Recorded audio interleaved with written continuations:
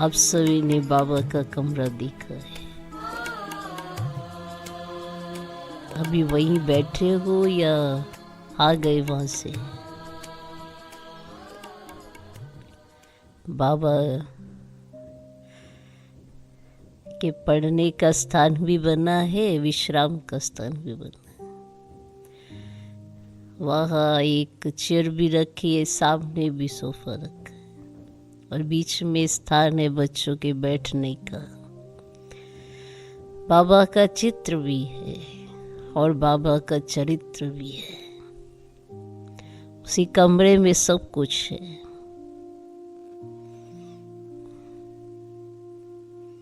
बाबा का चित्र भी और चरित्र भी। साधारण बाबा और साधारणता में रहते बाबा ने विशेष पाठ अदा किया। बाबा का कमरा बाबा की साधारणता का दर्पण है।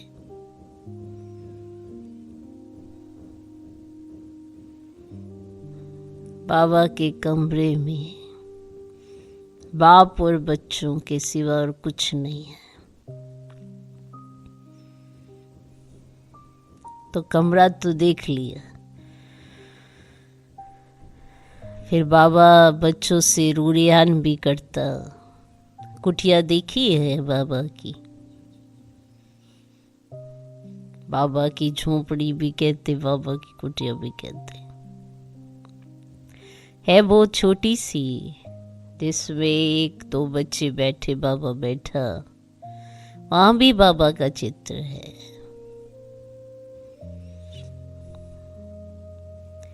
और वहाँ जब बाबा से बात करते हैं तो बाबा के लिए पत्र भी लिखते हैं। इसलिए एक चित्र बाबा का बच्चों के लिए पत्र लिखने का भी है बाबा की कुटिया में। और बच्चे भी बैठकर बाहर जो गार्डन है ना, वहाँ पे भी पत्र लिखते हैं और फिर उसको बाबा के सम्मुख, वहाँ पे जो बाबा के पत्र के लिए एक भंडारी रखी है, उसमें डाल देते हैं। फिर बाबा उनको उत्तर देते हैं। आज दिन तक बाबा उत्तर देते हैं। एक एक बच्चे के प्रश्न का उत्तर बाबा ने दिया है। ऐसा कोई बच्चा नहीं होगा जिसको बाबा ने कोई उत्तर न दिया हो। ये जो बाबा के उत्तर देने का क्या कहे, अंदाज कहे, बहुत ही प्यारा है। बच्चा बनते ही बाबा उसके साथ जुड़ जाता है। फिर बच्चा चाहे कैसी भी बात करे, बाबा उसका उत्तर जरूर देता है। चाहे दुनिया की बात करे, चाहे अपनी बात करे या भविष्य की बात करे, कोई भी बात करे, बाबा उसका उत्तर जरूर देता है। ऐसा बाबा है। तो बाबा से प्रश्न पूछते, पत्र लिखते, बाबा उत्तर देता। बाबा बच्चों के पत्र भी पढ़ता, उलाने भी पढ़ता, समस्याएं भी पढ़ता, समाधान भी करता। ये सब बाबा पार्ट प्ले करता है। बाप बन के करता है, टीचर बन के समस्या का हल देता है, सतगुरु बन के वरदानों से झोली भरता है। ये बहुत बार सुना होगा, पर प्रैक्टिकल जिस बच्चे ने अनुभव किया है उसको पता है कि बाबा कैसे मेरे प्रश्नों के उत्तर देता है। एक भी प्रश्न किसका रह नहीं जाता, सारे उत्तर मिलते हैं। तो कलयुगी दुनिया से संगम युगी दुनिया में लेके आता और संगम पर पहले ब्राह्मण बनाता, फिर देवता बनाता। आसुरी अवगुणों का त्याग करा कर दैवी गुणों की धारणा कर रहा था। इसके लिए पढ़ा था। फिर हम हिस्ट्री हॉल में जाते हैं। बाबा की संदली है जहाँ पे बाबा बैठ कर, से बाबा कहते कई बार बाबा बैठ कर पढ़ाते हैं, क्योंकि ब्रह्मा तन में शिव बाबा को बैठना पड़ता, तभी वो पढ़ा सकते हैं। इस तो बाबा चलते फिरते खड़े होके भी पढ़ा सकते हैं, पर शिव बाबा तो ब्रह्मा तन में जब तक बैठेंगे नहीं तो पढ़ाएंगे कैसे। इसीलिए वो कहते मैं ब्रह्मा तन में बैठकर पढ़ाता हूँ। आप भी इस तन में बैठकर ही सुनते हो, पढ़ते हो। तो हिस्ट्री हॉल में जाते हैं, बैठते हैं। अभी जो जाते हैं तो वहाँ पे चित्रों की बहुत सी रूपरेखा है। एक एक चित्र को देखते देखते उसमें समाते जाते हैं, और हर एक चित्र ऐसा अनुभव कराता जैसे आप वहीं पर हो। आप भी उस चित्र का जैसे अनुभव तो कर रहे हो, वो अलग बात है। जब वो चित्र था तो आप भी वहीं प्रेजेंट थे। ऐसा आत्मा, हर एक आत्मा अनुभव करती है। ये कैसा जादू है कि जो भी बाबा का बच्चा है उसको ये फील होता है कि मैं भी बाबा के साथ रहा हूँ, मैंने भी बाबा के साथ ही पाठ देखा है, मैंने भी बाबा के साथ बैडमिंटन खेला है।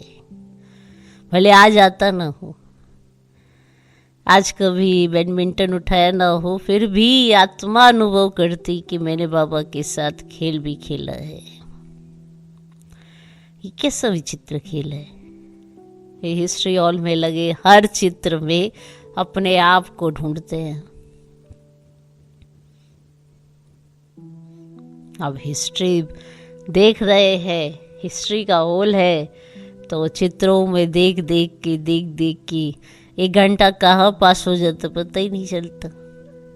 एक एक चित्र को जब भी जाते तब बार बार निहारते, जबकि देखा हुआ है बहुत से चित्र ऐसे बार बार देखे होंगे, फिर भी निहारते।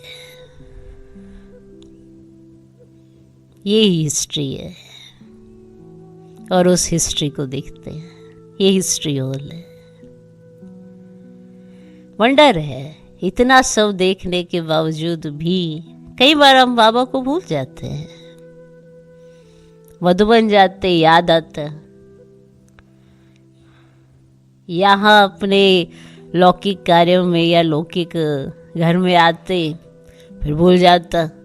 वंडर है, जिससे इतना प्यार है वो भूलता क्यों है।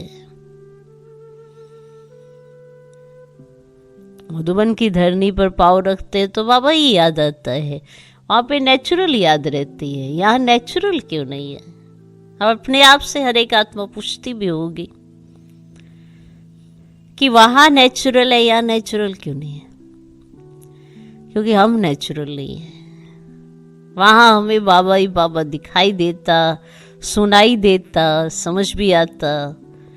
यहाँ हमें बहुत सी आत्माएं दिखाई देती, बहुत सी चीजें नजर आती, तो भटक जाते हैं। अब जो वहाँ ही रहते होंगे उनके लिए साधारण हो जाता, आप जाएंगे आपके लिए विशेष हो जाता। पर कौन बाबा के साथ रहता है। बाबा तो सबके साथ रहते हैं, कौन बाबा के साथ रहता है। बात तो यहाँ बनती है।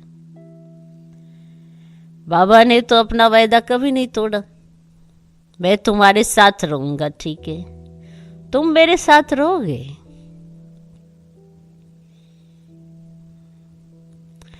जनवरी मास आता है तो नेचुरल फिर बाबा याद आता है, फिर से बाबा याद आता है। फिर से सोचते हैं कि वो 18 जनवरी का दिन या जनवरी मास कैसा रहा होगा। फिर से 69 में चले जाते हैं। ऐसे तो कई जनवरी आई होंगी, पर विशेष बाबा के अव्यक्त होने पर जो उसके बाद की जितनी भी जनवरी आई वो सब तपस्या बन गई। क्योंकि वो 18 दिन सबने महसूस किए। फिर दादियों ने अपनी अपनी कहानियां सुनाई, अपने अपने अनुभव सुनाए, कि उन 18 दिनों में क्या हुआ। फिर सब 69 में जितनी ही 70, 71, 72 फिर जितनी भी जनवरी आती रही, सब अव्यक्त मास के लिए। क्यों? क्योंकि अब बाबा बहुत याद आने वाला था। तो 69 में बाबा याद आता होगा क्या? 69 की जनवरी को बाबा याद आया होगा, 15 जनवरी को अव्यक्त नहीं हुआ ना, तो कैसे याद आएगा। तो साकार में जब बाबा साथ होता है तो कहीं ना कहीं हम अलबेले भी हो जाते हैं। तो प्राप्तियों में भी अलबेलापन देखने में आता है। अब समय बहुत थोड़ा है और समय बीतता जाएगा, पता नहीं अचानक कब कहाँ क्या होगा, क्या पाठ कोई क्या बजाएगा पता नहीं। पर पूछे अपने आप से, तैयारी हो गई है? फिर हम एक और स्थान है मधुबन में ही, बाबा का अव्यक्त होने के बाद, संपूर्ण होने के बाद, जहाँ तक बाबा के उस रथ के आधार पर जहाँ तक यात्रा समाप्त हुई, वो रहा शांति स्तंभ। वहां जाकर सब शांत। तो वो भी मधुबन में ही है। बाबा को बाहर नहीं जाना हुआ, मधुबन में ही देह को 5 तत्वों में विलीन किया और शांति स्तंभ नाम दिया। चारों तरफ शांति।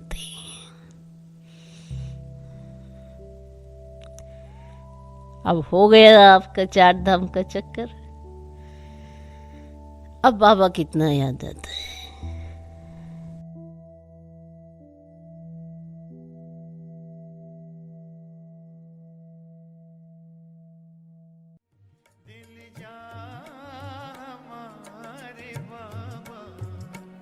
दिल जा हमारे बाबा, तेरी याद आ रही है मधुबन